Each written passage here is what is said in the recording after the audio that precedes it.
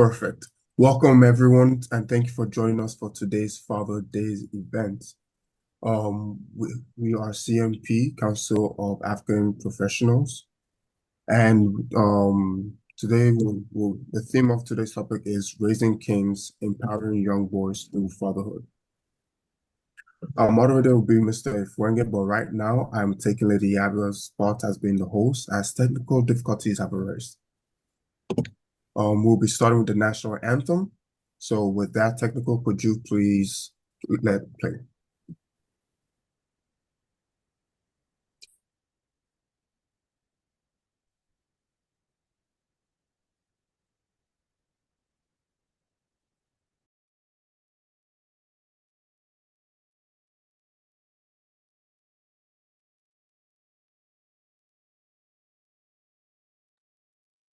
Technical, you're muted if it's playing.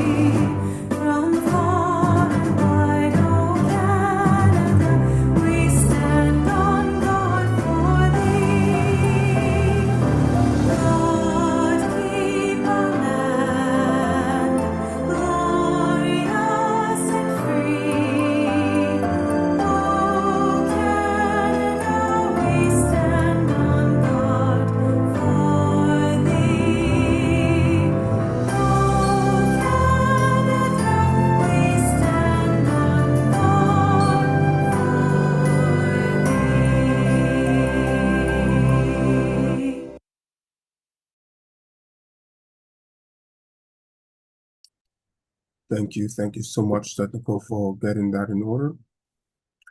And yes, CMP would like to give honor to whom honor is due, and one of those is to back to the indigenous people of the land.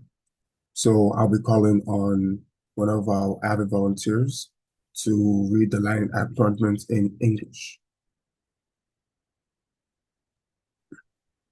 Thank you. My name is Oriafe Luadamajri. I'm a grade 12 student who has been volunteering with CNP since its inception.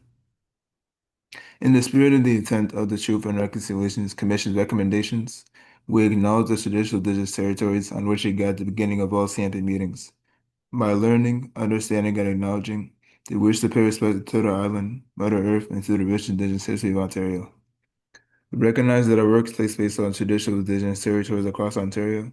We also wish to acknowledge that CNP head office is located on traditional indigenous territories of Huron-Wendat, Haudenosaunee, and most recently, the territory of the Mississauga of the Credit. This territory is a part of the District 1 Spoon Treaty, an agreement between the Anishinaabe How you doing? Very good. Good to see you. Yeah. For the resources. Yeah.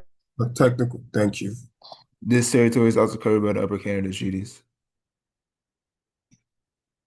We wish to express gratitude to Mother Earth and for the resources we're using, and honor all the First Nation, Métis, and Inuit people who have been living on the land since time memorial. Thank you.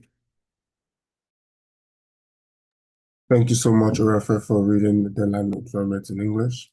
Now I'll be calling on Mr. Fuenge to read the land acknowledgements in French. All right, thank you so much. I'm going to read the land acknowledgement in French. Dans l'esprit et l'intention des recommandations de la Commission de vérité et réconciliation, nous reconnaissons le territoire autochtone traditionnel sur lequel nous nous réunissons au début de toutes les réunions du CNP. Apparemment, en comprenant et en reconnaissant, nous souhaitons rendre hommage à Turtle Island, terre mère et à la riche histoire autochtone de l'Ontario. Nous reconnaissons que nos travailleurs se tiennent sur le territoire autochtone traditionnel de l'Ontario. Nous tenons également à souligner que le siège social de CNP est situé sur le territoire autochtone traditionnel de Huron-Wendat, de Haudenosaunee et plus récemment sur le territoire de Mississauga de New Credit. Ce territoire fait partie du traité Dish with One Spoon, un accord entre les Anishinaabe, les Haudenosaunee et les Nations alliées.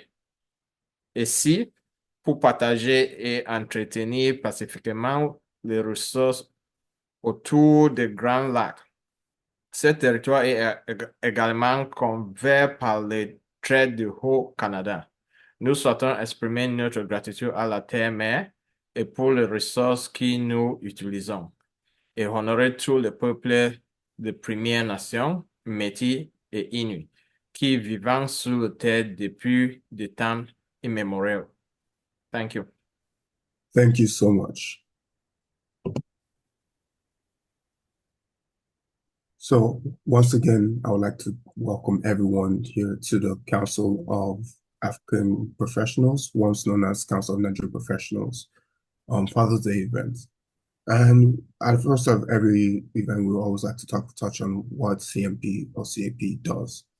We focus on networking, building professional relationships, building and nurturing for professional images, being a platform and avenue for information and community, as well as support our local businesses and entrepreneurs. Next slide. Thank you. A few of our mantras are 3 months of language schools. We've had Yoruba, French, Mandarin, and we've been teaching these quite recently. And coding classes as well. We teach for 8 weeks, and all ages are welcome.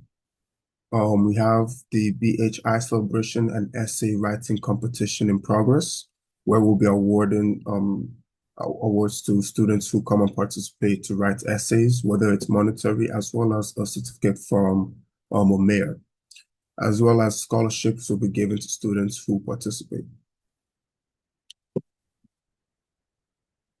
Now, the reason why you're here, the Father's Day event, Raising Kings, Empowering Young Boys Through Fatherhood. This event will be moderated by Mr. Fuenge, and it's with our speakers such as Mr. Derek Kobe, Mr. Ayode Ademeji, Mr.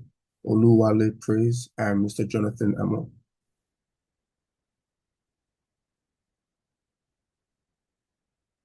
This is just a prelude to what I said prior, which is the Black History Month essay writing competition. Next slide. These are past events we did on Mother's Day, where we touched on supporting and encouraging women with their wives. And it was a great event. I hope you guys were able to participate. And if not, it's on our YouTube channel. Another event that we had prior was Hack Your Business, which was a growth club business program where people had ideas on hustles and really wanted to get in touch with people who were in that profession, came to ask questions and learn more. Then we had our International Day of Racial Discrimination. This was a great event filled with conversations and questions that are all on our YouTube channel. I hope you check it out. Next, we're soon having our next cohort of mentoring. So please write down the email, write down the link. The link will also be provided within the chat, and will be starting April, and registration ends March. Oh, sorry, ended. Never mind. Next slide. Your Tax Matters. This was a tax event on when taxes were prevalent, which was the end of April, I believe. All these events you can see on our YouTube. Next slide. Coding classes are ended, but we'll be starting in another, we'll be starting during the summer, later during the summer. And these are just what we're teaching right now in our language classes: French, Mandarin, Igbo, Yoruba, and Advanced Yoruba. Please stay tuned for more information for the next classes. With that being said, I'd like to hand it off to Mr. Ifuenge to cover the Oh, so sorry. Before that, we'll actually be shouting out businesses quickly. Shout out to SDA Business Solutions Inc., who gave services. Shout out to Kizo Pixels if you want professional headshots and events. Um, protecting what matters to you. Please look at the information next. UDC Unique Designs, whether it's clothing, comfortable clothing, towels, bed sheets. A great read. This is by one of the members of CNP+CAP, Lady Abba, who's a writer, mentor, and speaker. Again, another Lady Abba. This is just to connect to her on our main site. And some of our supporters, the BPTN, RBC Royal Bank, and Canadian Race Relations Foundations. Our other partners are the Alliance Creative Community Events, HRH King Linnea Osumov, the first African Caribbean Council of Halton, Grandmother's Voice, C Center, DCare Foundation, Black Business Edmonton, United Colors of Fashion, NB, ACO, Ottawa, and Nero. And if you want to get in contact with us, here are contact details and our social media handles. And with that being said, now I'd like to hand it off to Mr. Fuenge to moderate our Father's Day event. Over to you, sir.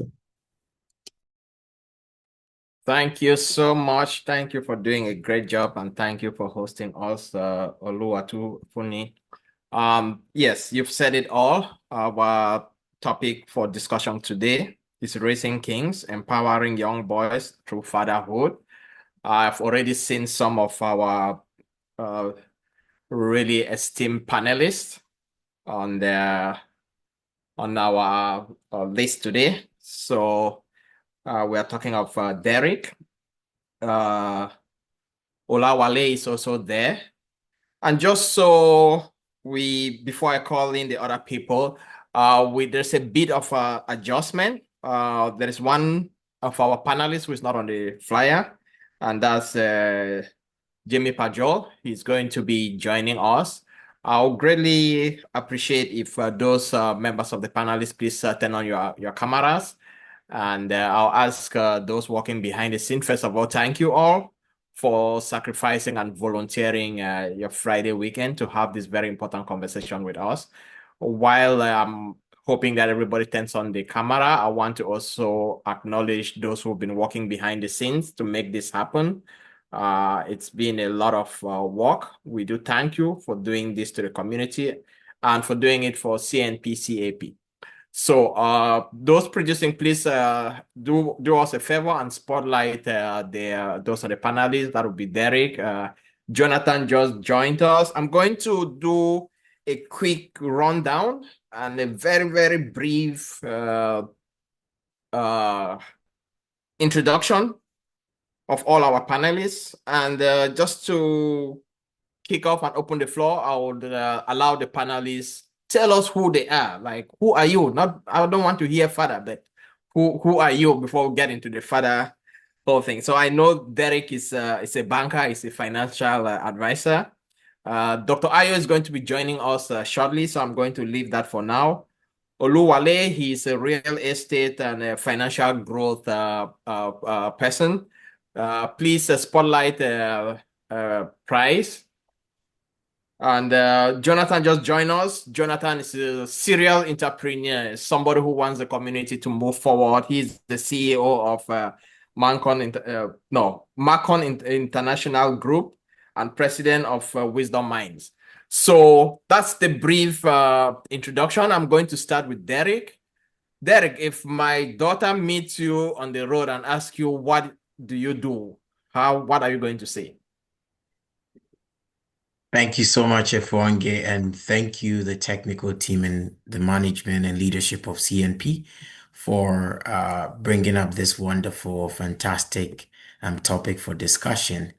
And I'm honored to be part of the panel to share knowledge and then also to share ideas and to see how best we can raise kings, just as the theme, spells out.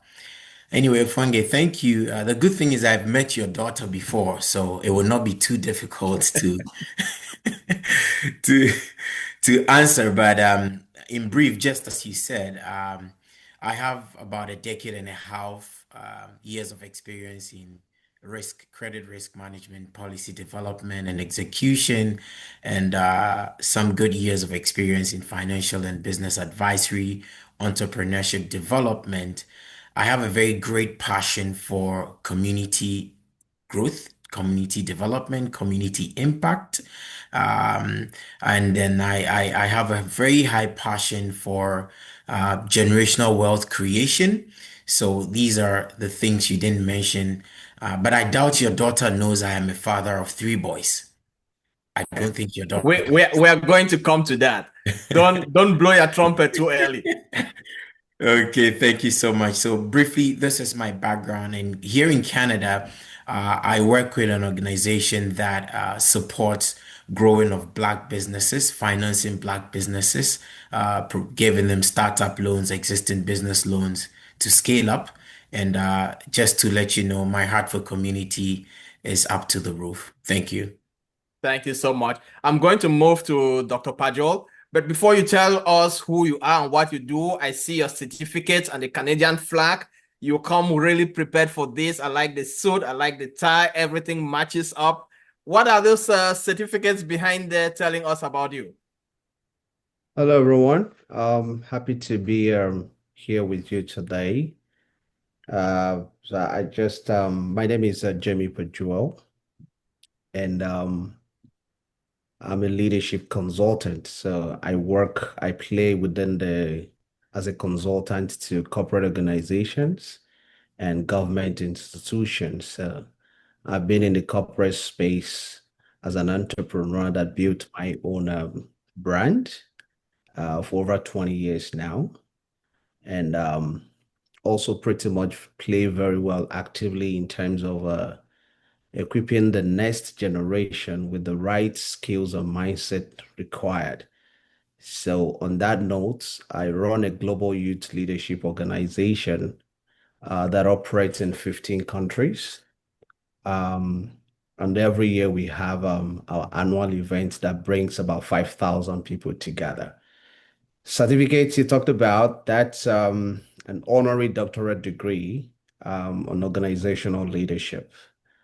And the other one, it's an award from State of Michigan that was about in 2018 when President Bill Clinton invited me over to US. So I was also invited as a guest to facilitate a leadership lecture at Johns Hopkins University, then to Michigan. I'm excited to be here and I'm looking forward to connecting with everybody. Thank you so much.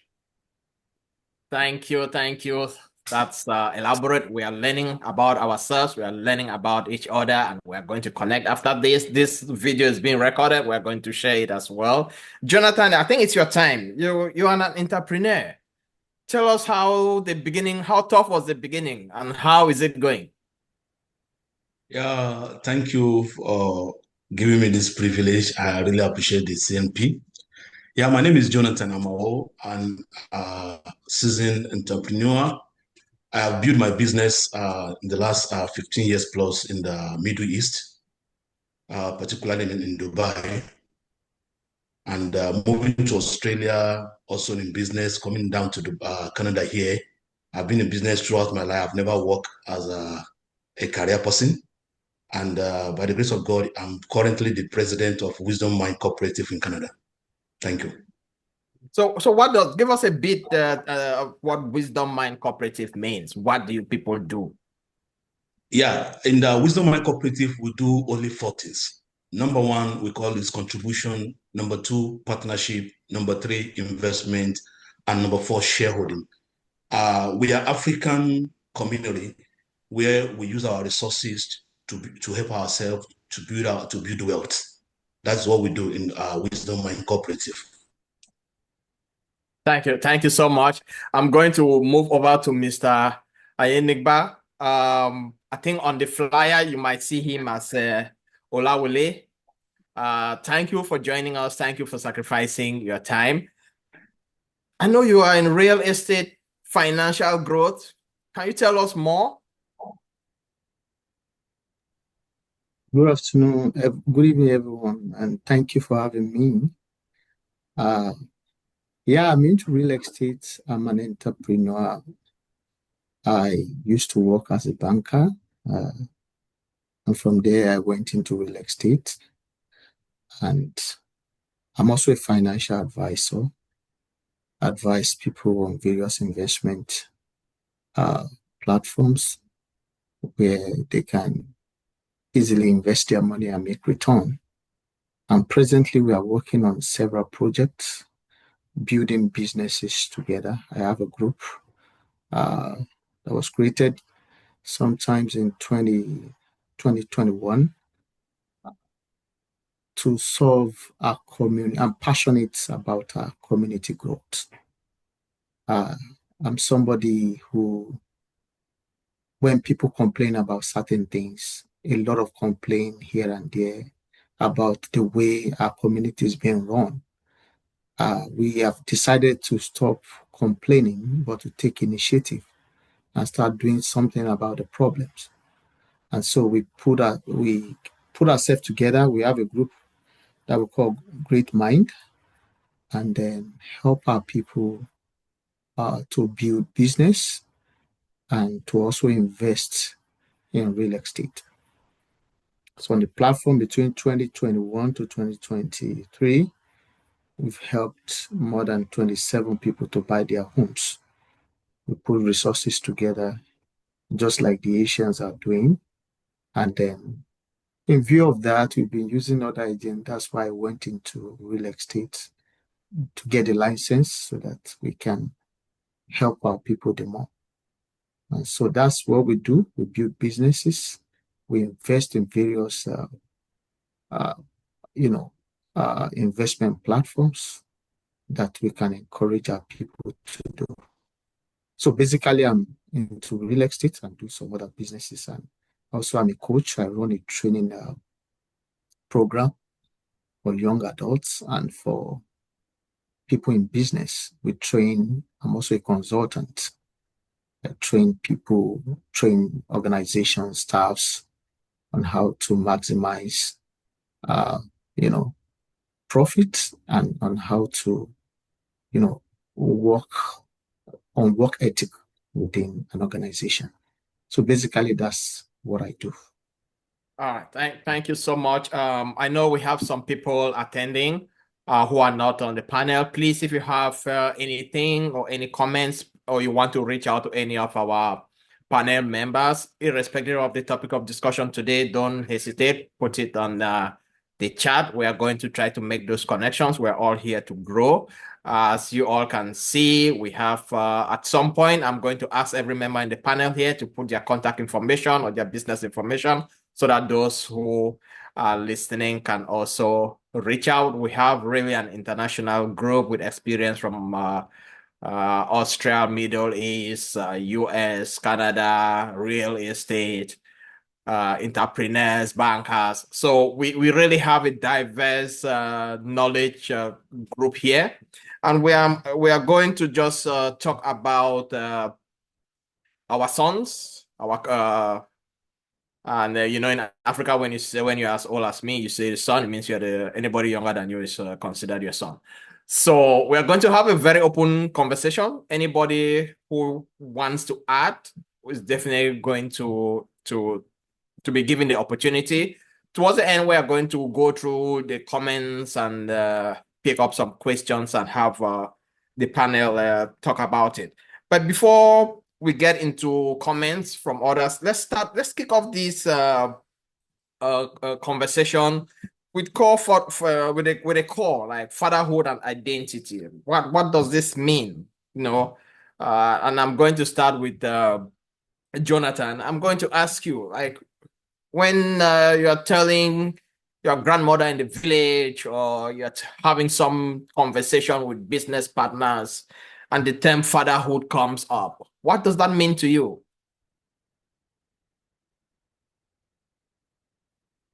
Yeah, thank you so much, moderator.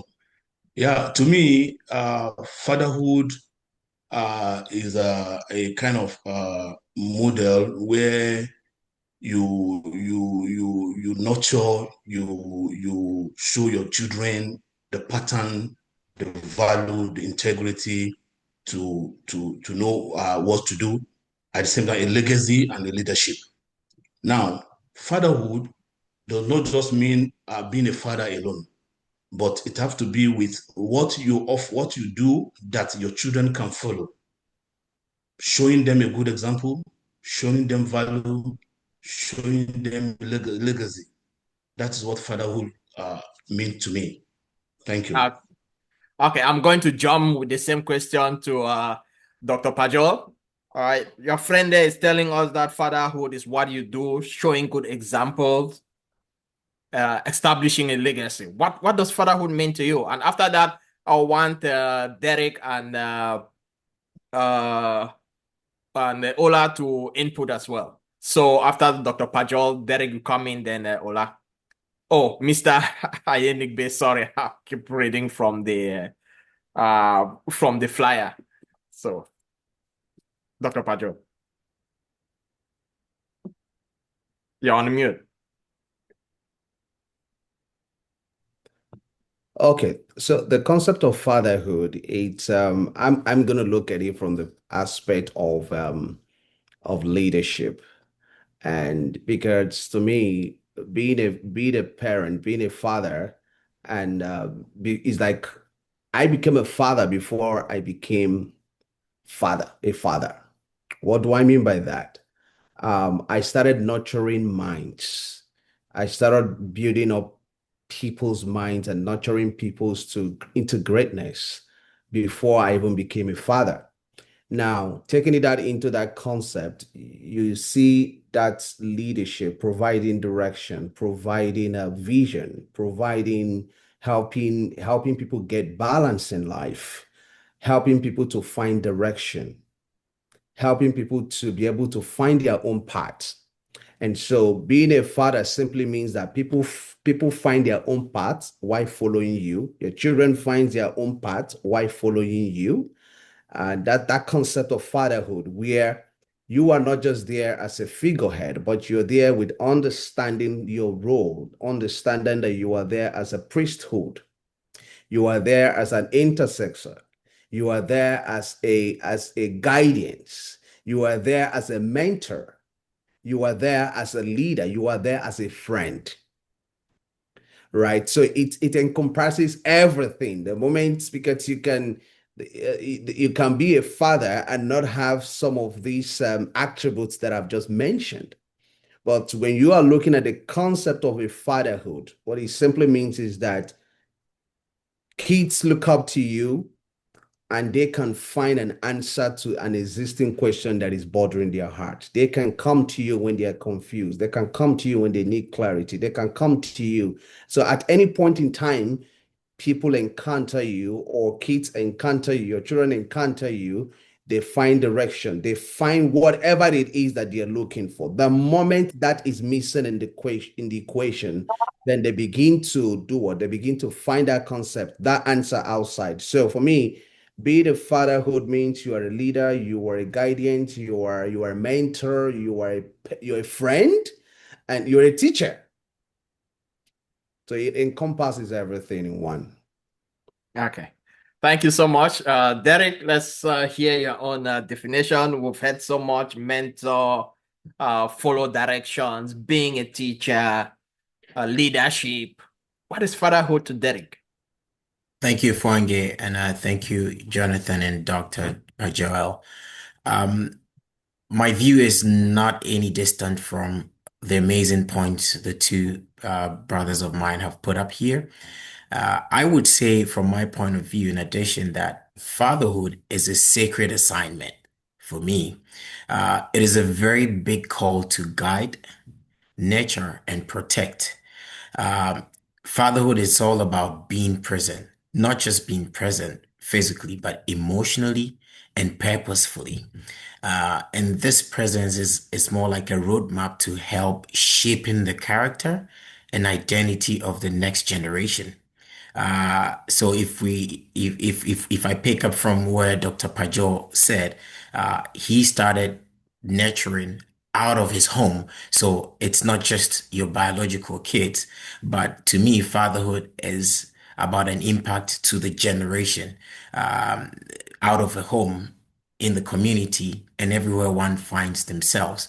Um, I see fatherhood to be leadership through love. Leadership through love. And the fundamental character or attribute that you need to sign up for this great commission of an assignment is your willingness to give until death. And also being ready to be present, like today is the last day of yours on earth, with the people that you father. If we look at the biological subscription to this job, to become a father, the man has to give a seed out for that process of fatherhood to begin. So, fatherhood technically is the job, one of the jobs or the only jobs that you sign up by paying a remuneration out other than taking in a remuneration. So it's a sacred assignment that calls for utmost giving, uh, selflessness, and high level of sacrifice. Yeah, so to me, this is what fatherhood means. Thank you so much, Derek. I'm just going to go straight to Mr. Ayenigba, and then we'll move over to the next question. I think we are gathering here a lot of information for somebody to write the thesis, actually. All right, thank you so much, host. Well, to me, I would say they've said a lot about fatherhood, but one thing that stood out to me is fatherhood is about sacrifice. It's about sacrifice. You sacrifice for the family, you sacrifice for the children, and then it's about, uh, being able to provide leadership. You sacrifice and provide leadership. You are able to mentor the children, just like other speakers said. You are able to provide a pathway for them, guide them, provide physical leadership, spiritual leadership, financial leadership. You're able to teach them in provide all round leadership as a father. And you are also a role model to be copied. So father has to be careful uh, what they do. And I just want to break it down because I like to be practical. It's not just because talk is cheap. How do we break it down to the lay person, the children that they understand, the young adults that they understand who is a father? It's about giving your time, giving your resources. You are there, you are listening. You are there to correct, you are there to show direction, you are there to guide them, you are there to also discipline because of where we came from, especially our community. We provide such leadership, uh, you know, discipline your kids, and you are providing, um, some kind of what they could emulate, you know, teaching them all around. So basically, like I said, it's just about providing leadership, it's about sacrifice, and it's about giving. That's my perspective of fatherhood. Thank you. Thank you so much. Thank you. I think we've really dwelt in this, and from the answers that I've heard, I think I'm in good hands when the next time I come to you and decide to be a kid, because I'm going to get leadership, I'm going to get respect, I'm going to have friends, you guys are going to lead by example. I'm going to stay with you, Mr. Yenigba. and let's move on. You know, we come from a culture, and I guess all of us grew up as young men and women in Africa. Then we had to move to Canada or to other countries. So we've gone through different cultures, and each culture looks at the boy child or masculinity or the male person in the community differently. So I just want to understand, or I just want you to explain to those listening, what you understand by masculinity, and how has it changed with your growth or with your experience or with time? What is masculinity and how is it changing, in your opinion? Well, I would say, given the fact that we are from different backgrounds, just like you mentioned, from different culture, I think it has to do with our environment because all of these are instilled from us from uh, our background, our community, the kind of family we came from.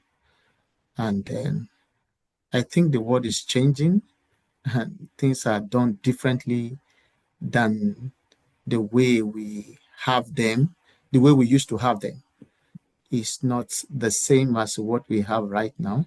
So we must be able to blend sort of into the system to find a way of, reaching this generation because the way we see things is quite different from the way they see things. And if you don't really come to their level, I'm privileged in my local assembly to deal with, to teach young adults in their classes. And when I started, they were not really in sync with what I was teaching. I was teaching them, the notes that we were given to teach. We have a material that we use. And each time, every Sunday after Sunday, I ask them again the next Sunday what was their take home, what they could remember, and stuff like that. I just figure out that they are not really getting what I'm saying. They are not really following it. And there's no point if you continue to teach people and then they don't understand or they are not getting it or they can't run with it. So we have to sit down. So one of the things I've seen is there's a lot of disconnect between the parents that we have right now and this generation because I've dealt with them. Some of them don't even want, some of them hide a lot of information and stuff from their parents. Just taking it from my little experience that I have with some of these teenagers. And if you lose them from that point, it's dangerous. They want to talk to outsider. They want to talk to him. So I told my kids that no matter what you do, just tell me. I don't want to use the system the way I was trained to train them. So I have to begin to study more to find out to be able to blend to their level.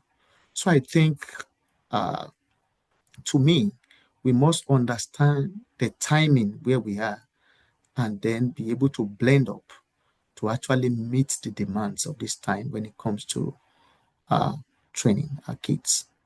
Okay. I'm going to ask the same question to Jonathan, but before we go there, Dr. Ayo just join us. Please, producers, spotlight Dr. Ayo. Well, this is a guy who wears every type of shoes: project manager, public speaker, stockbroker, talent hunter, and I'm going to give him 1 minute. So there were some technical issues. That's why he couldn't join. But the technical issues have been resolved and he's here with us. Dr. Ayo, can you use 1 minute to tell us about yourself and what is the $1 million project you are working on right now? Thank you so much, Engineer Efonge. My sincere apology for coming to the show very late. I know I'm very late, and my sincere apology. I want to appreciate everyone that has been here. Yeah, my name, like you have mentioned, is Ayo Adeyemi, and I have a doctorate degree in enterprise development, and that is a place of passion for me, working with small businesses, working with corporate organizations, and helping to navigate, strategize, optimize, and scale up. And that I've been doing over the years. I've been privileged to write about 5 books around that area. I lecture in colleges in Canada, and I also work as a project management, like you have said. $1 million project I'm working on now is to put in place an academy that focuses on business ideation and scaling up, and a project that I've done over the year, which is publishing a magazine to promote entrepreneurship, and that's what I'm working with. Let me acknowledge Dr. Pajo, my boss, right? We share a lot of ideas, and I'm sure you'll be surprised when you begin to introduce me, because I also work very closely with Workplace Leadership Institute. All right, thank you so much. I'm privileged and honored to be here. All right, thank you. We are going to come to you with the question that we are struggling to define masculinity from cultures from place to place and within time. And Jonathan, please go ahead. Tell us your understanding of masculinity. Do you also just tell your sons, whatever you do, tell me, because you are scared? Yeah, thank you, the moderator. My greetings to Dr. Ayo. Good evening, sir. And my greeting also goes to Mr. Wale Praise. Thank you. They are all my boss. Thank you. It's a privilege to be here. Yeah, understanding masculinity to me is, depend on personal experiences, cultural influences, society changes, and that shift between the way our traditional roles from the hard way to now the traditional uh, misunderstanding and so on and so forth. Then emotional experience is also another thing to look into. Now, recognizing the importance of emotional intelligence and experience and expressions. Then also there is a diverse representations. Now, embracing diverse representation of masculinity includes like different culture, different identity, different experiences. Yeah, thank you. Okay. Let me move now to Derek, and then I'll come to Dr. Pajo to also explain the same question. We have a lot of proverbs in Africa, and one of the proverbs that I grew up learning is that boys who are not embraced by their family will one day burn the village to feel the warmth. Is it the same thing happening here? Is that proverb when it comes to masculinity? Does that also apply here, Derek? What's your opinion? Thank you so much. Thank you so much, Ifonge, for taking me back to my community with regards to the proverbs. Um, I'm not too sure if they will burn the community. On the lighter side, there's a lot of fire service posts all around, and they come in the next 2 minutes when we call them. It's just on the lighter side. But yeah, um, before I come to that, for me, growing up, masculinity has been equated to toughness and silence, some form of being able to resist pain and affliction, uh, which possibly was meant to build a robust male species. Who perhaps will come up to come across to be like the Hercules to protect the family, the Hercules to make sure the borders of the family is secured. But over time, I've come to see true masculinity to be the ability to love deeply and to express emotional responsive to express emotions a lot more responsibly, and also stand for integrity. Strength and masculinity goes beyond physical muscle and emotional toughness, but it actually includes a lot of vulnerability and empathy. So to talk about your question, yeah, if boys are not accepted and embraced and given a lot of love for them to reproduce that love, there's a high probability there will be outliers to possibly bend the community. So, in other words, they will not give the community the best of emotions. They will not serve the community the best of example as boys who should grow up to be responsible men. And love conquers everything. So once we pull our boys closer, we listen to them, we understand them, we are able to give them proper guidance. Getting our boys closer to us gives us an opportunity to know them well, to be able to help them find their purpose.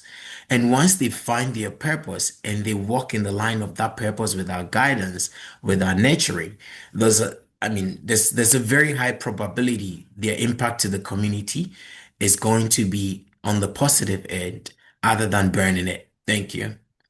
Okay. Dr. Pajo. All right, Dr. Ayo, good to see you. Good evening.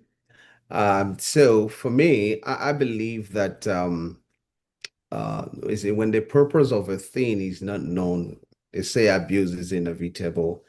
And I really love the fact that we're having this conversation because a lot of male voices need to be amplified.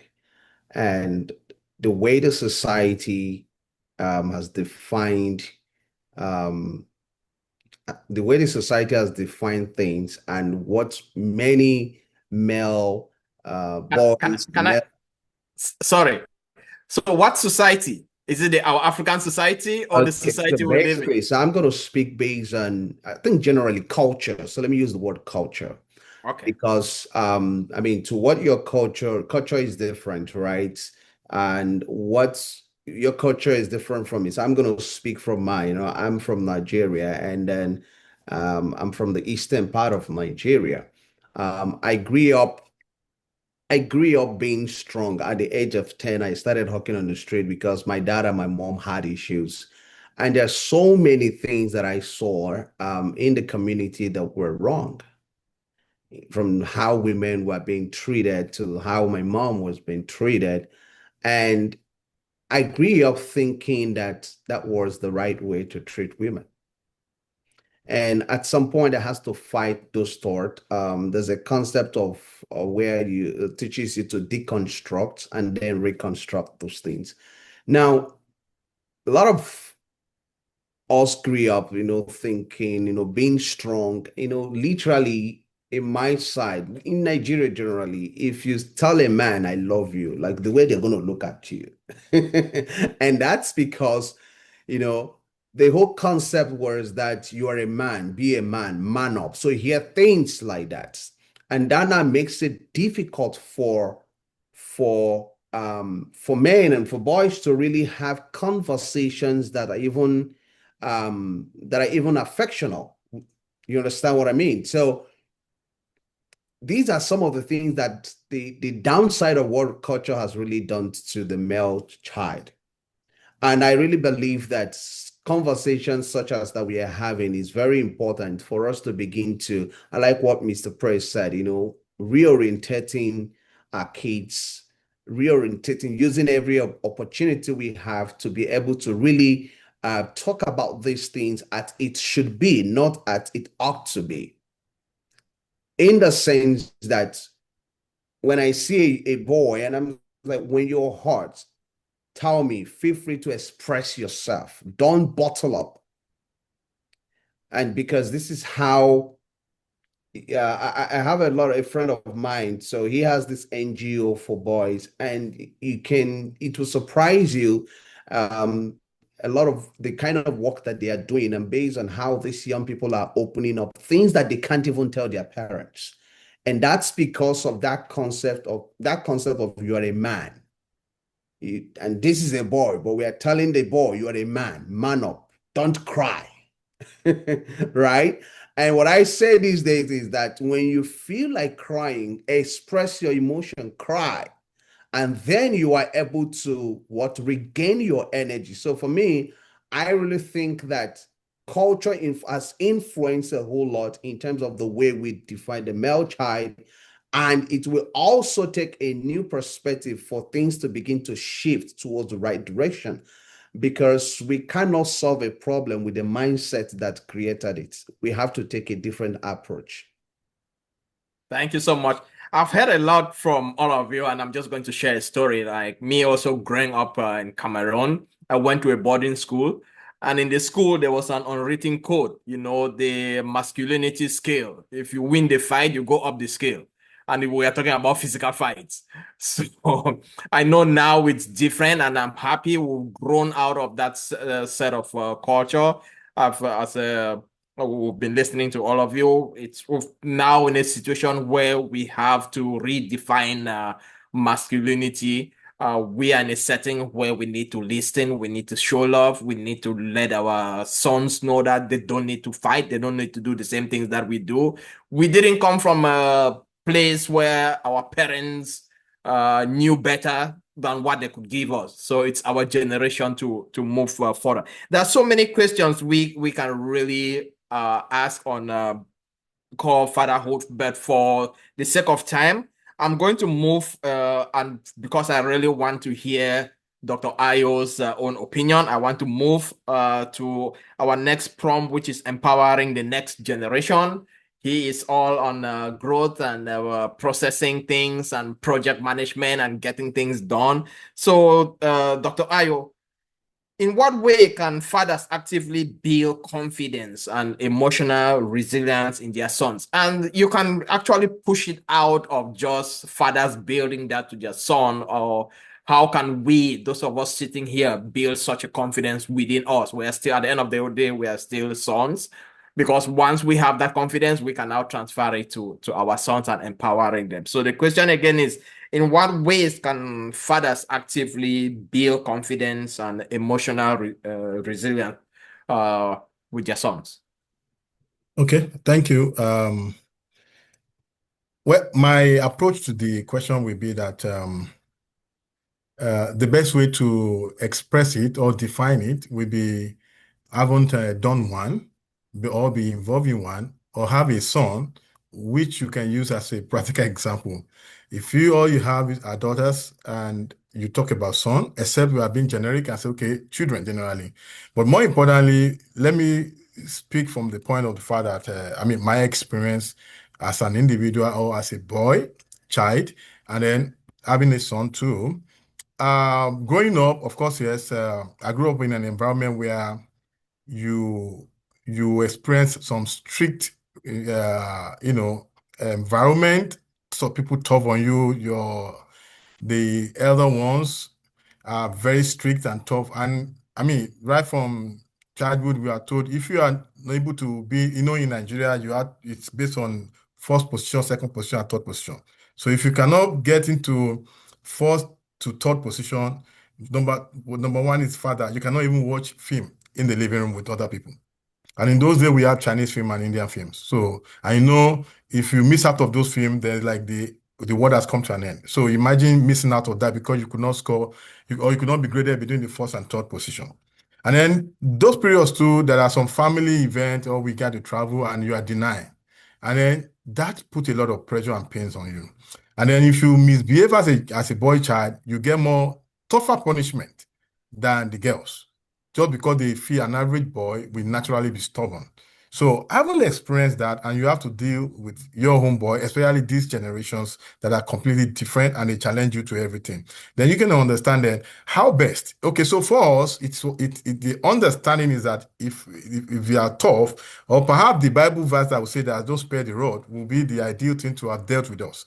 Maybe it helps some of us, maybe it shapes some of us, maybe it probably imposed some level of confidence in some of us, but I think a lot of more people are shattered, and probably a lot more people are more damaged.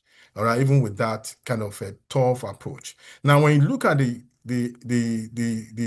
children of these days, the boys, and if you deploy that approach, of course, they're going to even question you.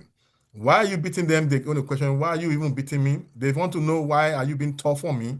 Also, they ask that question. And if you deploy the approach we experience, then they go into their silos, they go quiet, and then you probably will lose a lot of touch. And then the confidence you are trying to build might eventually be, something else. So my approach to them being is to first understand who they are. Because the children also have their peculiarities, their temperament, their nature. You need to understand who they are, and then be able to understand what exactly they are also looking out for as they grow up, to be able to say few things or decide some few things. And as early as like from age 4 or 5, they probably be able to be confident enough to tell you what they want to, or what they desire, or how they want to live their life. And then you're able to work with them on that journey. Okay, so I have a son who told me he wants to be a musician. And I'm like, come on, why you want to go this route? Now he said, okay, he like music and he want to be in music, and he told me he want to study music. Now I contended with that, and I was like trying to get into that. How? And then okay, so I know I been involved around music. I'm not an artist. I'm not a musician. But I like, okay, so if this is it, okay, so and I said, okay, let's agree. If you must do this, then we must agree that you do this up to PhD level. I said, well, that won't be a problem. But the fact is that he want to do music. I said, okay, so what kind of music? So I had to align with his choice, and I started to be able to support him. We bought about 3 instruments, and just 2 days ago, he told me he discovered he like another instrument and that he want to learn that too. And I said, we have not even finished. We said, no, I'm okay with those ones already. I said, well, so the choice I have is to disagree. That we have imparted his confidence, because at the end of the day, he will probably, I mean, even in our own generation, we have those that went to school because they want to satisfy their parents, right? Say, okay, they want me to be a doctor, so I went to school. Now you have your medical certificate. I can go do something else. All right. So, and we can't afford to be a father that want to also, tour that lane. So the next thing or the ideal thing is to identify with them. Yeah, I set that standard, even if he's not going to measure with that standard. But I want him to know, look, you can be a successful musician, but you must be well grounded, and you must be also get to that point you can be able to teach it. So I'm looking at 3 areas for him, and I've told him, if you can do that, then probably you'll be more confident in what you do. So what am I saying in essence? We need to sit and identify who they are, what they want, and then be able to see how best we work with them to become who they want without having impacting their confidence. Or because if I insist, like our father insisted that you must be a lawyer, then you have no choice. Is it that you're a lawyer or leave my house? Is that a lawyer or start beating them? I will not achieve anything. In fact, you will create more damages. And I feel if we look at statistics, we find that a lot of people that have been disconnected because they could not agree with their parents or with the society, or the pressure of society has placed on them that they must be certain particular person, and they could not rise to that. They lost touch with them. We have a lot of them on the road, on the street, and we are trying to get them reconstructed. So that would be my, first reaction to this. Thank you. Okay, I will move with the same question to Derek. How do we build confidence? Yeah, I mean, I know you build a lot of confidence with people in their financial dealings and tell them you have to put your money here, it's going to get you money, or get this loan. I've looked at your business, you're going to pay back. So how do we transfer that type of confidence to our sons, and as we're trying to convert them from sons to kings? Mute. Derek, we can't hear you. You're still on mute, please. Thank you. Thank you, Fonge, for the question, and thanks, Dr. Ayo, for that elaborate explanation and point. So it is a very great assignment. It's a tough area because if we're talking about boys, the starting point of it is confidence is actually built through trust and example, right? And building trust with your children or with boys begins, from my point of view, with disciplining in love. And disciplining in love, that first point, is very dynamic. Love is static, but the choice of discipline, the style of discipline, varies a lot depending on the temperament of the child. So I'll give myself as an example. I have 3 sons. You asked me not to say, but for this example, I will. I will blow my cover. And there's a set of discipline I can met on the first son that will not apply efficiently on the second boy. The first boy cares less about cars, but the second boy will do everything to get a tiny car like this. So, if you want to take a step like, oh, if we need to get this done, if you don't get this done, we may withhold one of your cars for the first. No, I don't. I would love him and cherish him. Sorry, we're going to ask everybody to mute, please. If you're not on the panelist, please mute. Thank you. Okay. Hold on, just hold on. Okay, go ahead. Okay. Sorry about that. I do apologize That's for the okay. interruption. So discipline, the discipline aspect that comes with the love has to be very dynamic. So from my point of view, just as Dr. Ayo said, you need to know your child. You need to understand your child. You need to get close to your child. You need to study your child to know how to extend love and discipline in such a way that they can learn to trust you. They wouldn't feel that you're violating their rights. Because the kids of today, especially in the environment that we find ourselves, they very well know their rights. It's as if they have a law degree. When they were born in their mother's tummy, they were already studying law. It's interesting. They will ask you all the whys to everything that you bring onto the table. Now, the next thing I would want us to consider in building confidence and resilience in them is letting them know their worth, affirming that worth, letting them know how important they are, letting them know the qualities they have and how impactful they are to the world and to the family that they find themselves in. And one other way also, in addition, is to teach our boys to fail forward. I know from my culture, from Ghana, um, for the boy already, when you fall, you have to get up by yourself. You don't need any pampering. You don't need we are not coming to check whether you have a bruise on your knee, your ankle is whatever. Hey, get up. But that's back in the time. But at this generation, this dispensation, we need to teach them how to fail forward carefully with love. We don't need to cocoon them too much. The reason I said it's tricky in the beginning is we do not need to cocoon the kids so much away from danger or failure.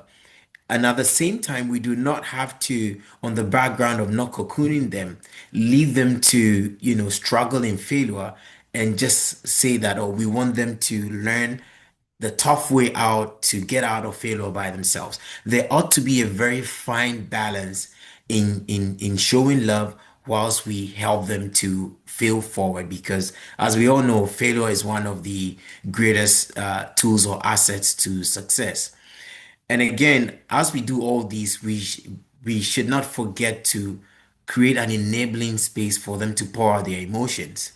Um, Emotional connection with our kids, with our boys especially, helps them to learn to be confident around us.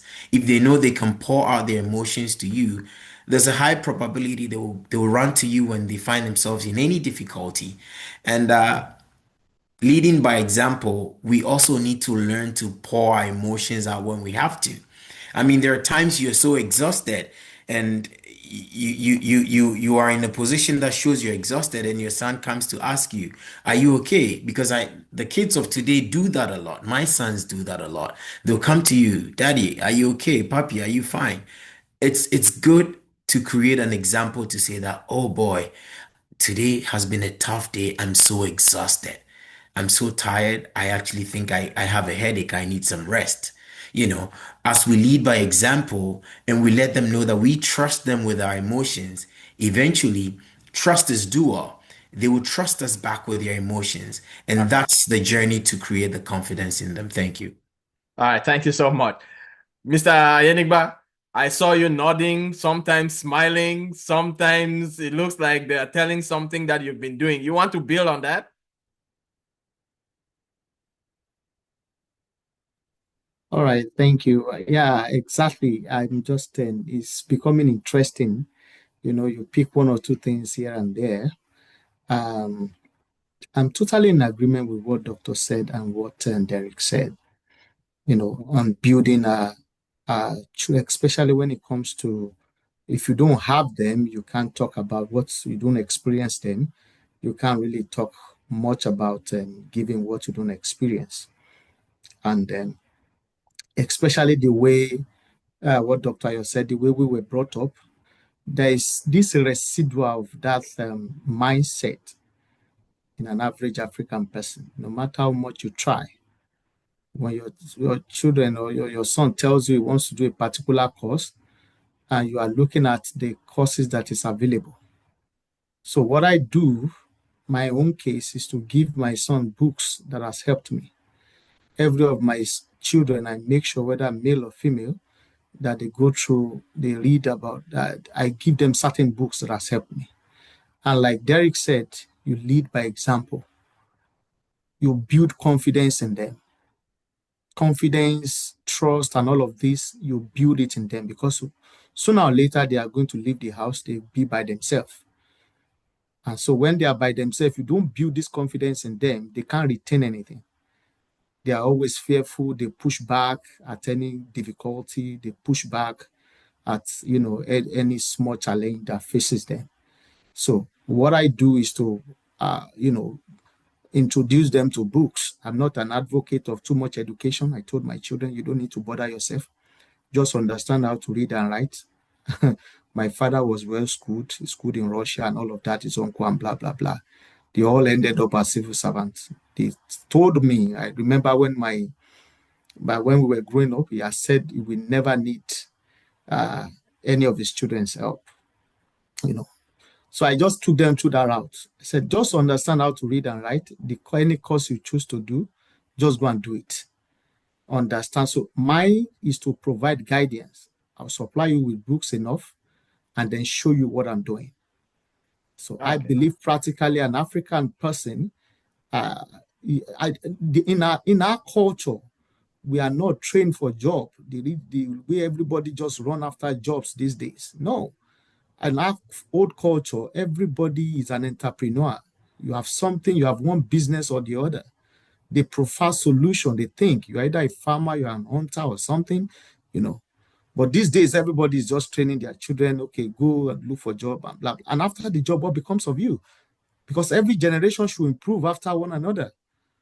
I should improve from where I should be better. I've seen the way my parents, my dad and my mom, have seen the way they ended up. I don't want to end up like that. Okay. And I know that if I continue in that route, I will end up like that. So I tell my children, you see what I'm doing right now? It's painful, no time. I don't have time to pamper you or to do anything right now. Whatever I can give to you that will make you, I show them what I do. And they are more interested in it. And then build confidence in them. And say, okay, this is how much you are worth. This is how much you are worth. I was talking to my son about the 8 or 9-year-old. I said, this is the investment this is what I have for you. But you build on it. And this is how to. So I teach them about money. I teach them practical ways of creating wealth. That whatever they teach you in school is over time, repeated one, and then they just teach you eventually. You don't have confidence to create your own and stand on your own. So by and large, we just narrow it down to, teach them the way of God. Make sure as much as possible you are their spiritual head as much as we can. But let's teach them ways to do great things. And the only way they can do great things is when they see you also doing great. They'll be compelled to follow in that regard. My son, none of my children will ever say they want to become a medical doctor or lawyer. We don't say that in my house. We just behave like the Jewish community that teach their children, and you're able to, you develop the interest in what you do, and whatever they want to do, you can go ahead and do whatever you want to do. But that is the kind of training I am giving to my children. Thank you. All right. I just want to give Dr. Pajol a last word. I know he has other things coming up. We've just gone above the 1 hour mark. First of all, thank you so much, and we appreciate you being here. Please just round up on this, and then we'll greatly thank you for the time you volunteered. All right, thank you so much. What every other person I've said here, it's really valuable. I want to take from what Mr. Press said, and then of course what Derek said. I believe that there is just like the Holy Book said, train up a child in the way they should go, and I think that's where sometimes as parents we really kind of make mistake. That it means there's a way a child is supposed to go, not your way. There is a way, and what that means is that our job is to play the job of a supervisor, job of a manager, observing and to be able to first find out what that way is, and then to be able to build the right discipline. Derek mentioned that about discipline, creating a balance. And then also, Mr. Praise said something about being able to, because if you find that which is the way for the child, then you are able to provide a support system, right? What I've seen in the past is that most parents try to kind of be overprotective. Many people are suffering as adults today because of the way that we are brought up as children, right? Because they were not allowed to dare things. They were not allowed to be able to, dare some certain things. So in trying to protect a child, you kill that resilient spirit that is needed to survive and succeed in the world, right? And so confidence is not really something you lay a hand on your child and said, receive it. But sometimes even observation, they observe us, they watch us, they see the things we do. And I believe that there's something I call identity consciousness. I believe that legacy is not what you leave for your kids, but what you leave in them. Now, in this case, it means that in terms of confidence, our job is to be able to train and raise them in such a way that no matter where they find themselves, they won't be intimidated. They won't lose the consciousness of who they are, because that's very important. And so I believe that our job will be to focus on building, harnessing those potentials that's in our boys in such a way that they are able to go out there and compete with their counterparts without feeling less important, without feeling average, regardless of their color, regardless of who they are talking with. So I believe that when we get to that point and when we achieve that, we can really say that, yeah, okay, we have been able to instill confidence in our children, right? Because you can train them at home and they go out there and being beaten by people, by bullies, right? But how do you train them that regardless the environment they found themselves, that identity consciousness, they know who they are? When I was growing up, right, then in school, a lot of my friends, they will say all kinds of things just to get me to drink. They call me all kinds of names. They say, oh, because you're this, you're a woman.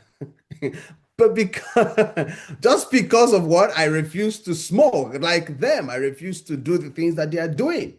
So identity consciousness teaches us that when we instill this confidence in our kids, regardless of where they find themselves, they are able to withstand the peer pressure, which will happen, and we will not be there because we're not monitoring spirit. We can't always follow them.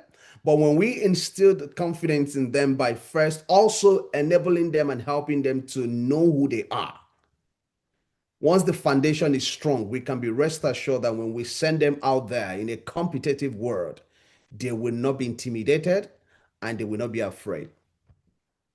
Thank you so much. But before you leave us, I'll ask you one last thing. Please put on your contact information. I'm pretty sure there are people who will want to reach out to you. I am one of those who will be reaching out to you. Please drop your contact information and maybe your business contacts as well on the chat. Thank you so much for being with us.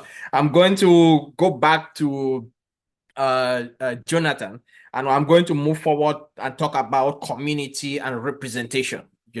You've not just conquered one community with your business. You've conquered the Middle East. You've extended your tentacles to Australia. You are now in Canada. How important is it for our sons that we want them to grow like like Derek's son, or like you see our brother talking about his son wants to do music? How is important for us to let our sons see people like you as role model and projecting our community and telling them that you can do this thing because Jonathan did it and he's succeeding. You can push it forward. How important should Black boys see positive role models within us? Yeah, thank you, the moderator. In fact, it is important because I can use my own son or my family as a practical example. Great. Most time when I look at my son, I see myself in him because virtually in our house, even from my grandparents till this age, we are all an entrepreneur. We've been doing business. And I realized that at the age of maybe 12 or 13, I've been having, little savings. And if my boy want to wash plate for his mother, he will tell her, you have to pay me $5.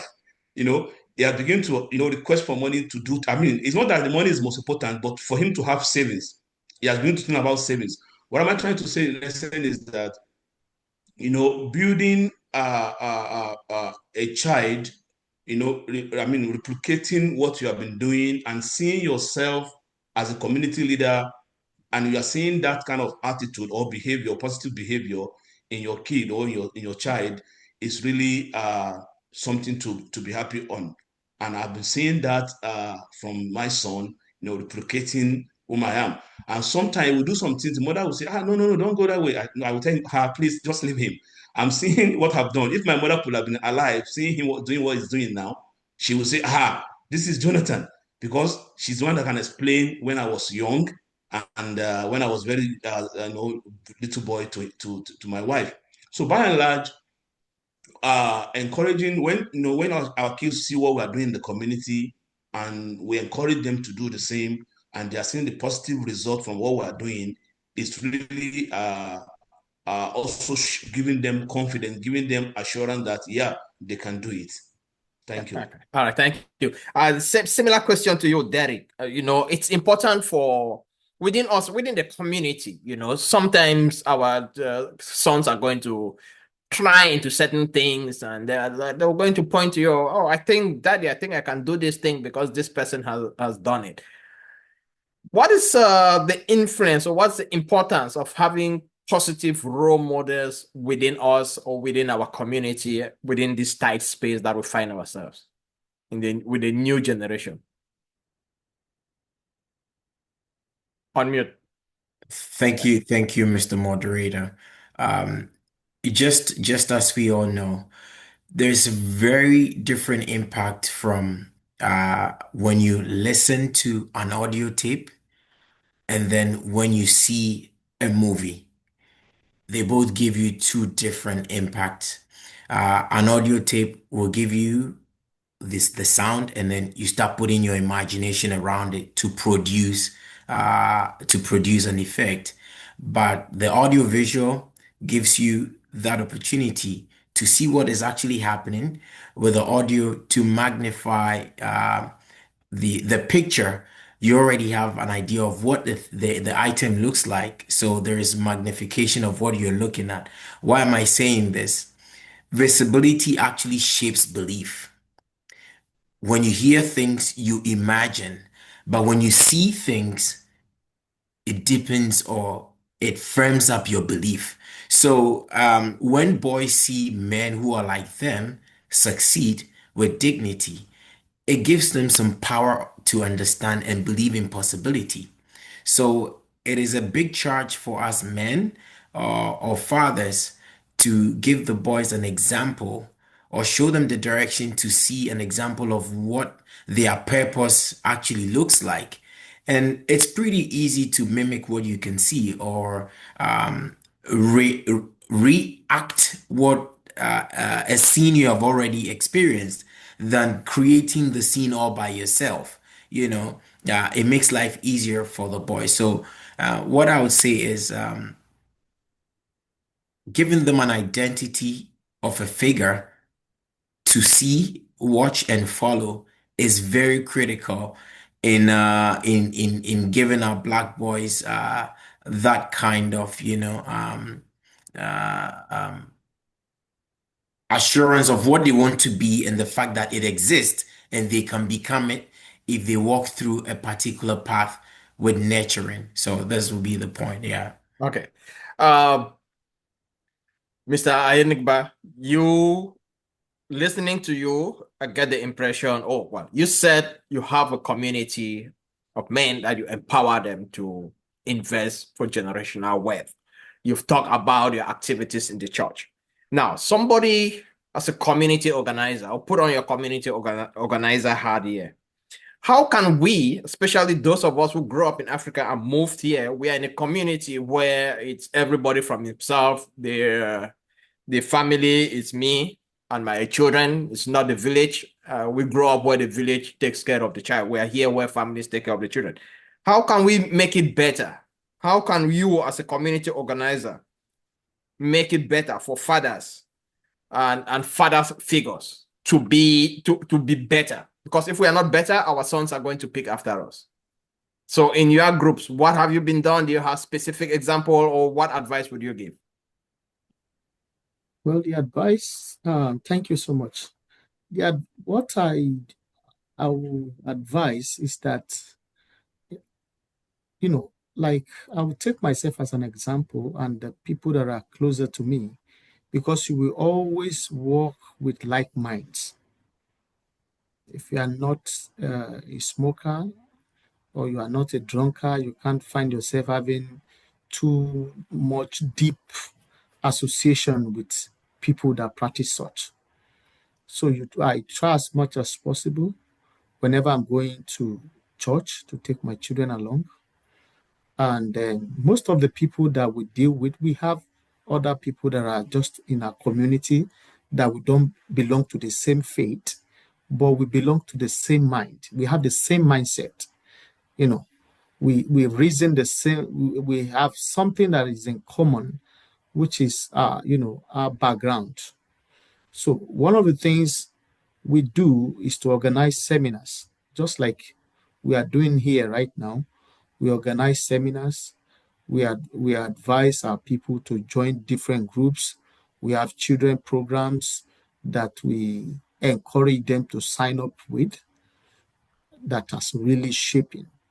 But much more because of, back home, everybody trains the child. They say one person gives back to the child, but it takes a whole community to train up the child. But you can't risk doing that here, subjecting your children for the community to raise.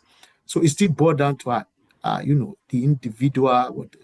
What you are mindful of the kind of association you keep, because communication is just 70% verbal.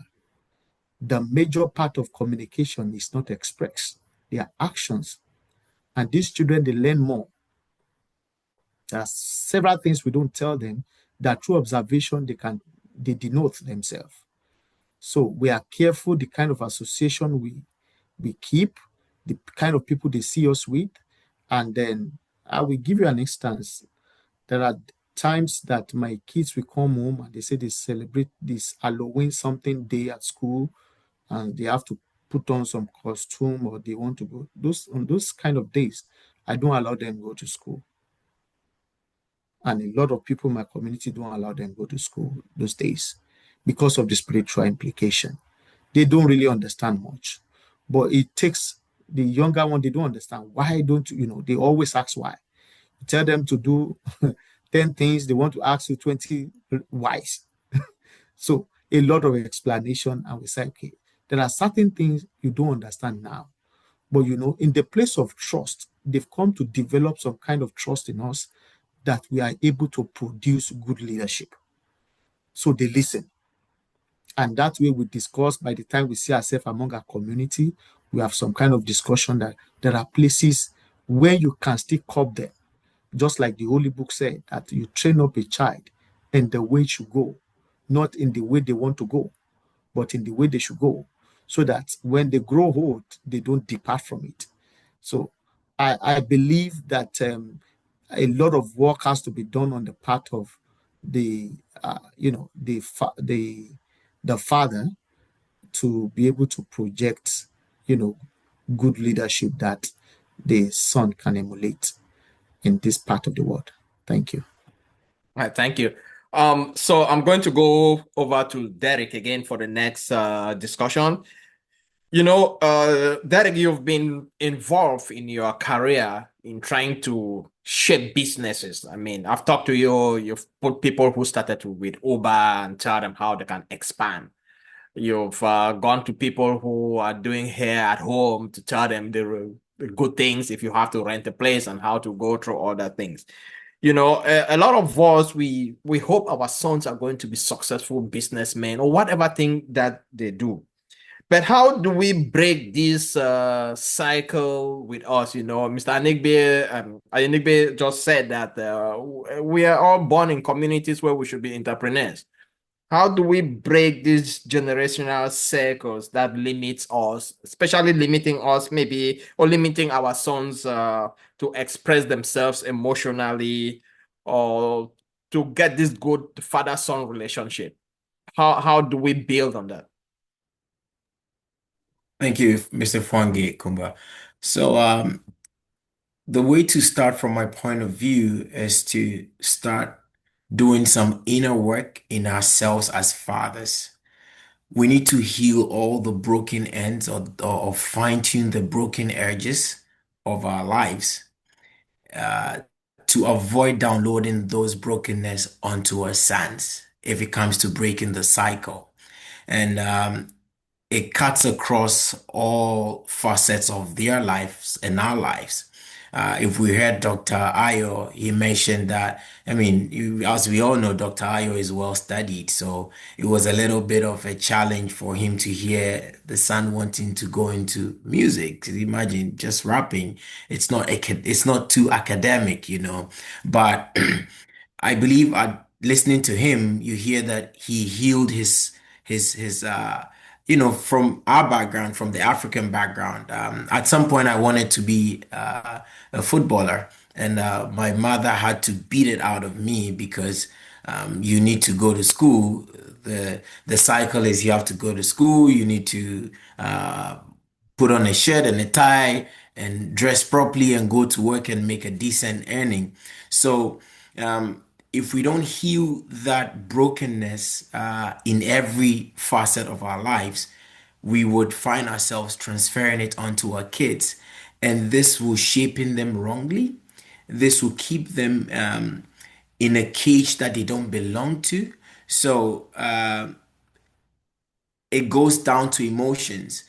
We need to heal our emotions from where our background or my background tells that a man doesn't cry, a man doesn't display emotions. You need to be stiff about however you feel. Men don't kiss, but we're in a dispensation that that has to be broken. We, the men, have to allow ourselves to unlearn all that we've learned from our cultures and our childhood. We learn to be more open emotionally. We create new norms that are consistent with the new age to get our sons to trust us by expressing ourselves, speaking openly, apologizing when you have to. um, our culture, your father would not apologize to you.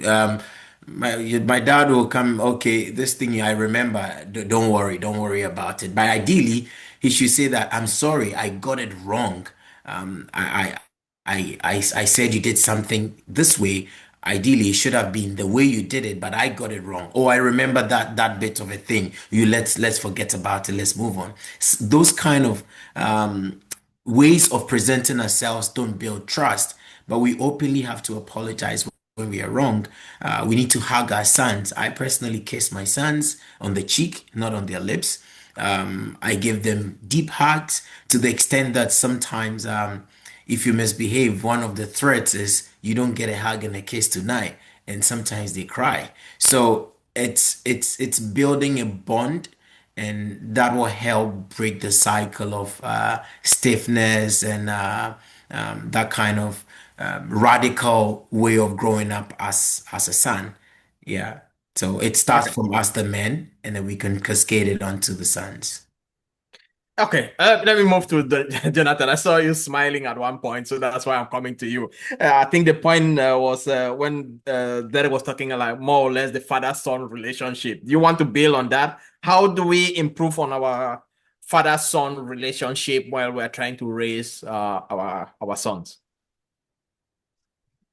Yeah, thank you so much. Actually, it requires a safe, an open communication, where you have to communicate with them regularly, talk to them, understand what is in their mind, understand what they think, understand what's their feelings, what's their emotions.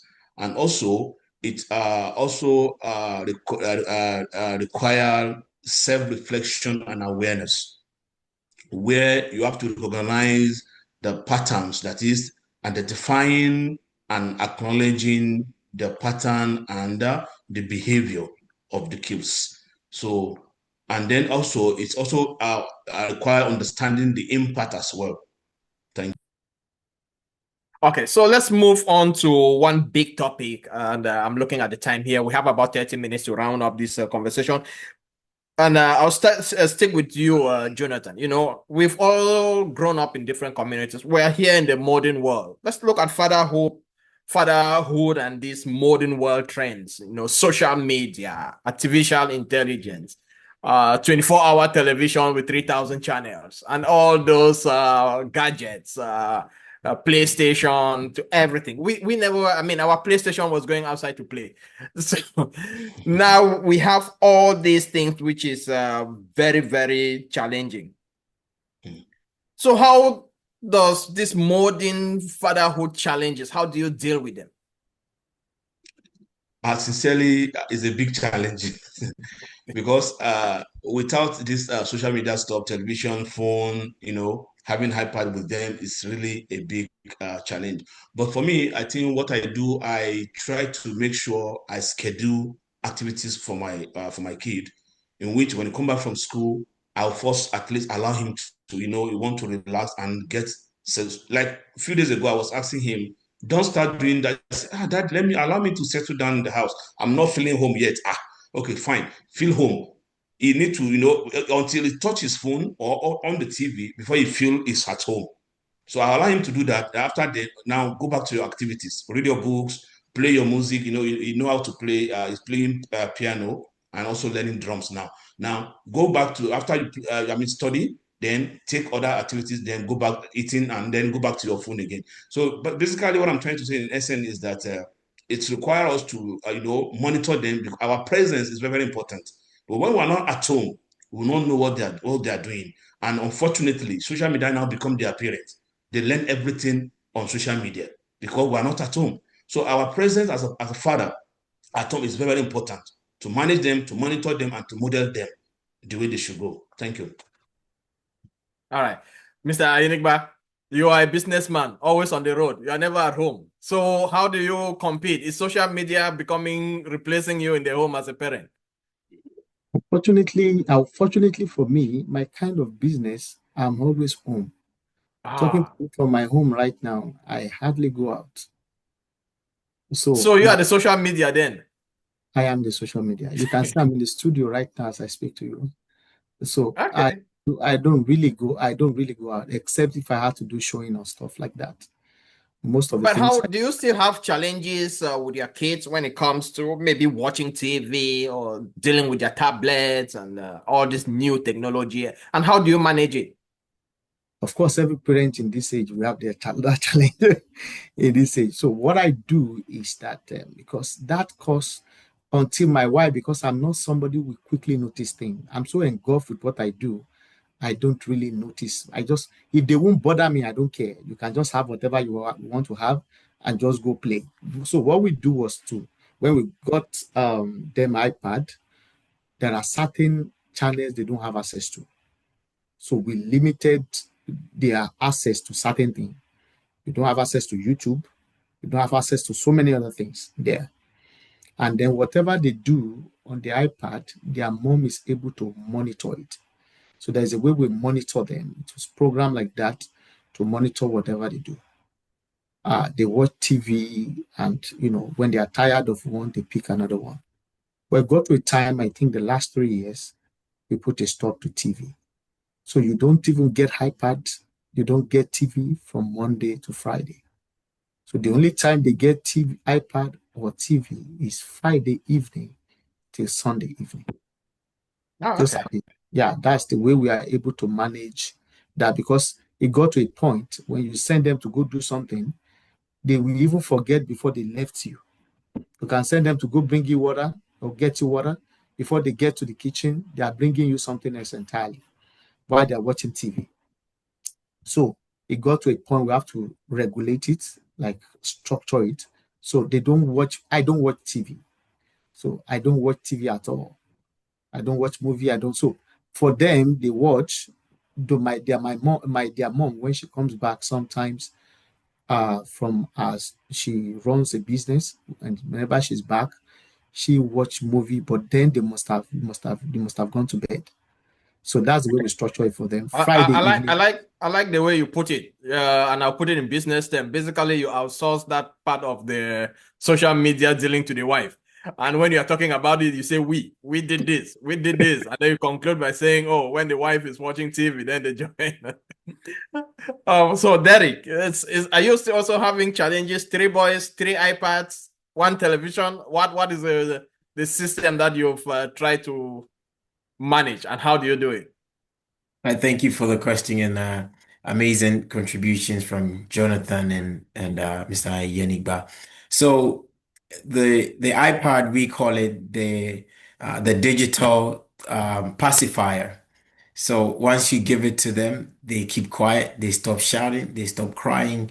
But over a while, we noticed that it was affecting their attention span when they don't have the iPad. We realized that their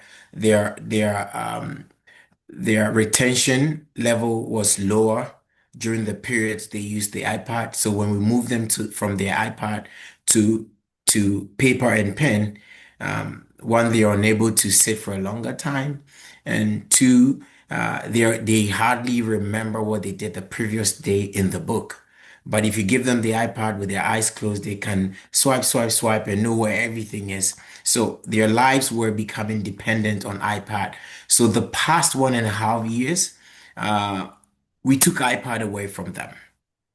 And they only get iPad if we have to travel, and the drive is very long, and they need some level of engagement. So for us, iPad hasn't been in the show for a while now. And when it comes to TV, they have access to TV. Is limited time. When they come back from school, there are certain activities we have on YouTube that we show them. Patterns. There are some color games. I mean, my kids are a little bit younger, 6, 4, and then the little one doesn't know about iPad yet. So he's just a year now. So the first two, there are activities that get them jumping. There are activities that get them very active. Some more of burning out some kinetic energy kind of thing. So we spend some time on TV and the monitoring, maximum 30 minutes in the evening, maximum you get for TV. And it's not every day, because I mean, in between the days they have activity, they have swimming, they have maths class, they have soccer, they have basketball. So TV is regulated, and even that, there is a program for weekdays that you watch, which is educative strictly. But on weekends, we sometimes open up to America's Got Talent, things that will open their minds, things that just telling them about will not give them a clear picture of what it is. To see little kids playing piano, little kids doing gymnastics, little kids doing fantastic things with your talent, to see where their interest lies in terms of things outside of academic play. So that's been our strategy with screens. So screen, we don't cut it out, but we have a way of managing the screen time to give them impact as much as possible. Okay. So I think what I've heard from all of you is that managing social media in this digital era is challenging. Do you, and this is I just want a very quick answer, and I'm going to go from Jonathan to Mr. Yenigbe to Derek. Do you think our community really knows that this is a huge problem that everybody is facing, and are we having enough conversation about this? Jonathan. Yes, we all know that it's a big problem, but we're not having enough conversation about it. That's the truth. We're not Okay. having enough. Yeah, and we need to Mr. have enough. Yenigbe? Sir? No, I said Mr. Ayenigbe, I want to hear his own opinion. Okay. I think everybody is aware, but just like you said, some parents, because of 2, 3 jobs, they don't have a choice. You don't even know what your kids are doing at home. So you don't have a choice than to just give it to them and just let them, So, but we don't really have enough conversation around it. Is it just your belief as well, Derek? Yeah, I second to all those points. Most parents, there isn't much conversation, and I can say that talking to a few parents in the community and all, I can say that most parents would wish to expunge iPad out of the development of their kids, but just as Mr. Ayenibe said, the patterns of life makes it very difficult to rule iPad out. They need iPad to fill in certain gaps, and by filling in the gaps, it also has its detrimental impact. So there ought to be some more conversation. If the tech people can come in with more support on how to manage and run it to get the impact, because it's a technology-driven world.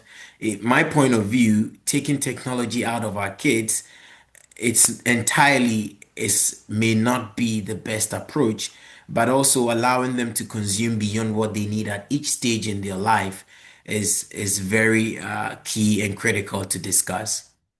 Okay. So the reason I was asking that question is because CNP, CAP, it's a platform where difficult topics are usually brought in and discussed. And I know we have producers behind there, we have executives of CNP. I think this should be another topic that we should bring up and have an honest conversation. Maybe bring some of the kids and explain, because some of these decisions that we are all taking is basically try and error.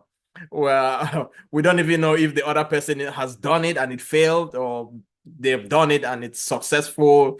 And I think, and I would advocate for CNP to organize another conversation, maybe just parenting and social media and or new digital technology, because it's, to be honest, everybody you preparing this, I talked to a lot of parents and they were like, you know what? If I knew what work related to social media, it's going to be really helpful, because I have a parent whose kid only wants to fly drones, and he is between not allowing him flying the drone, and then the other day he turned around and said, this guy could be flying one of these military drones.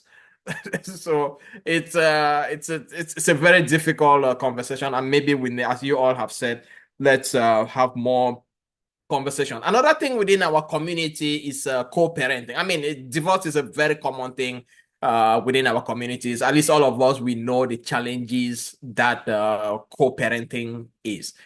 And sons from this separation of family units, I mean, statistics clearly puts it, they are more represented in the judicial system, the police and everything. I've sat on a panel with a judge from the Caribbean who told me that the families come and they're asking for divorce. He has to sign it, but he knows that the children are going to suffer. What should we do from a community standpoint when it comes to co-parenting? How do we talk to the parents who are separating? How do we talk to these kids? Or should we, as we've already analyzed it before, it's Canada, the village doesn't raise the child, the family does it. And I'll start with you, Jonathan. What would be a general advice to anybody listening? Thank you, sir. It really is a big challenges in this, I think, this Western world. Because before I came here, I realized that all these things are not problem. But coming to Canada just a few years ago, I realized that it's really a big issue, a very big issue. So my kind of advice is that there should be a kind of awareness, I mean, more seminars, communication to the husband and wife, I mean, both parents, because really the people need to understand. Because when I came, a lot of things are new to me, very, very new. Because I can't see my wife as having more upper hand than myself from where we came from. But here in Canada, any small thing they will say, oh, women are first. You have to give them their own whatever. Even the government is giving them more of this, more of that, more of that. and nothing you can do as a man. So, and these are what issue, all these issues, even these social benefits and so on and so forth, is causing a lot of problem in family. So I think there is a need for at least this CNP and other organization to begin to give us a kind of orientation, telling us what we need to know as we're arriving. We should know what we need to know as husband is your right. Okay, for instance, now, even bills is causing a lot of problem. Who should pay the house rent? Who should pay the gas bill, internet bill, and so on and so forth? Are you going to take from the social benefit you are getting from the children and pay bills, or can I add up to what you are getting from the government? It's causing a lot of headache, a lot of issue. And women, they keep making money, but they want the father to be going to spend the money. We are spending money; they are making more money. So we don't know what to do. We really need help. Sincerely, personally, I can say myself, we really need help in this way, so that we can able to manage the home very well. Thank you. All right, Derek, you want to build on that, and then I'll go to Mr. Yenigbe, and then I'll have one question. And if those on the audience, if you have any questions, please put it in the chat so that we could have a quick conversation about that, and then we'll round up. Derek. Jonathan, thanks for that passionate delivery. Thank you so much. So, regards to co-parenting in non-traditional families here in Canada, um, I would say that I would take it from the good book. The creator of mankind knew why he put a man and a woman together to bring forth um, a child, and as a matter of fact, a son. So the creator, who is God, knows the need to have these two people present at each point in time in the lives of children or a son, because everyone plays a very important role at the same time, not at different times. So it is very important for us to get this awareness out. Unfortunately, the society here in this environment has made it look very much okay that just as Jonathan mentioned, there's a lot of social intervention for one parent, especially the woman, if they decide to be separate and take care of the children, they believe they are okay, they will be fine. There will be enough support for them to take care of the children, enough in their understanding. But it does not end at just social intervention like having a check in your account. But the children or the sons need a lot more from both parents at the same time. So you may think co-parenting, or the man comes in to have the child for 2 days and then tosses the son back to the mother for a number of days, and that kind of turning switches like as if we are driving a manual car. It doesn't really impact the kids positively, because they may behave differently when they are with the father and then behave differently when they are with the mother. But if they happen to be in that family unit, the traditional family unit, mother and father together, you get to see their true identity, true nature of the child, to be able to nurture them, to be able to help them define their purpose, to be able to give them the real impact they need for who they are to become the best of themselves as they were created on earth to impact. So awareness is very key. And the there's this funny thing. When I came to Canada, the first place I lived, my landlord, an African man, a Sudanese, very wonderful man, he called me one time, just like, oh, you are my brother. There's one thing I want you to know here in Canada, that you need to be careful. And this was the second week we landed. He said, over here in Canada, the kids come first, the women come second, the dogs come before the men. So you need to be very careful, which is very unfortunate. When man was created, it was not good for man to be alone. So a woman was made to live side by side, to live together with a man, not for the woman to live above or the man to live beneath, or whichever way it is interchanged. They're partners. We are partners. We are together on the same plane. Take decisions together. Two heads are always better than one. whenever there's synergy, there's efficiency. So I would say that there ought to be a lot more awareness for families to stay together, for synergy to be practiced other than division, for the kids to grow in the best of environment. Okay, thank you so much. Mr. Yengba, you want to add anything, or we'll move to the last question? I think they have spoken well. The only thing I would just want to add is I think is a culture too from where we came from. If you don't have freedom, it's like when you tie a goat to a tree, and then when you want to lose the rope, the goat just go haywire. So most of the freedom our women don't get, our females don't get to enjoy from home. By the time they get here, they just go, they go the extra mile. I've seen a lot because I'm privileged to lead few numbers of our community, and I've seen a lot that very few things that they can come together. And now the mindset of the man must just be responsible, just like the way the man has been responsible from back home. Because from back home, we are responsible for everything, all the bills. You don't go ask your wife for anything because our father don't do that. And we don't, this mindset has sunk into them that this is a different environment and we should do something differently. The kind of bills we pay here, we don't pay that kind of this kind of bills back home. And so the understanding is not really there. So what I will advocate is that I always believe that the root cause of a problem is the mind. Is the mind. Once there's a shift, a change of mindset through programs like this, women can learn that it's not about money, just like my brother said. It goes beyond about the future of those the children that God has given to us. Separation will harm it a lot.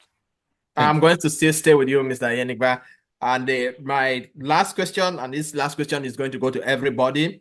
If you could give one message to every young boy, especially a young boy who is growing in the home without the father, what would that message be? We've talked about issues that we don't discuss. I want this to be your last message, that if one person is living here with one thing to take with them is, Uncle Ayenigba told me that message that you want to give to the young boys out there.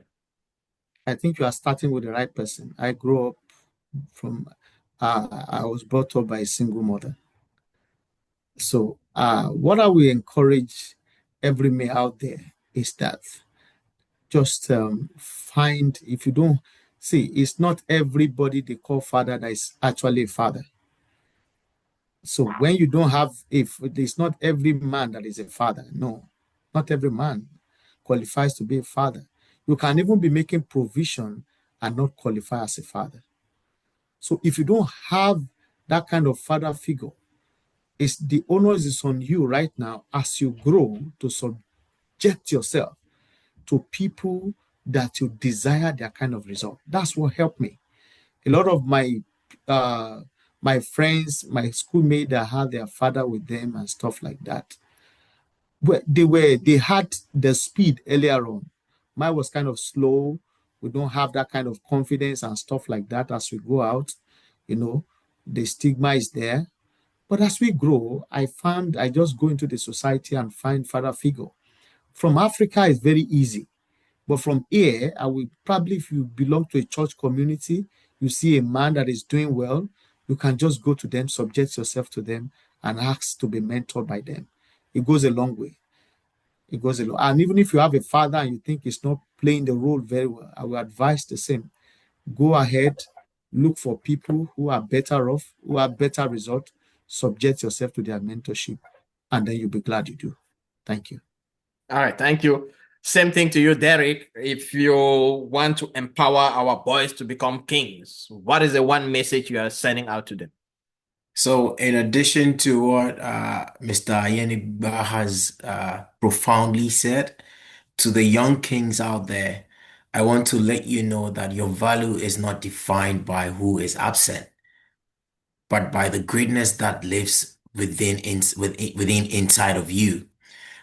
You may not have your father at home or a father figure to lead you on this journey, but that does not mean that you're alone. Just like it's been said by Mr. Yanigbe again, look around, connect to anyone in the community, um, and walk with them. You were born with strength and purpose and brilliance inside of you. And I would entreat every king, every young man that finds himself in this particular situation to keep their head up high, keep your heart open, and keep your dreams alive. Your story is still being written. You're not the only one who's found themselves in that position and have come out in that position. There are a lot of people like you, and they've actually come out successful. Actually, most of the times when there's a break, that's where there's a breakthrough. So if you find yourself in that particular situation where you think there's an absence and there's a break, is actually a fuel for you to become the best version of yourself. And the world is at your feet. Go out and go for greatness. Thank you. Thank you. While we are rounding up, I'll ask Derek and Mr. Eniba if you can please put out your contact information there so that those who want to reach out can reach out to you. And then I'll go back to Jonathan. The one message that you're sending to our boys out there. Thank you to the young boys out there. Your emotions are valid. Your vulnerability is strength, and it is okay not to be okay. Please have that understanding, but don't be afraid. Just have a positive mind. Be positive minded and pursue your goal. The world are looking at you. Thank you. All right, so I'm going to just read some of the comments that we have. This one is coming from Ken Jicha. Great panel and contribution. Malcolm X made a strong difference between fathering a child and being a father. Does any member of the panel share Malcolm X differences? I'm just going to ask you guys to say yes or no. So basically, he's saying that Malcolm X made it clear that there's a difference being a father. So it's a difference fathering a child and being a father. Derek. I am not too conversant with Malcolm X's Okay. play in the area of fatherhood, but looking at him from the point of leadership and how he did it exemplary, I believe I will say yes, because fatherhood is a call for leadership. All right. Jonathan?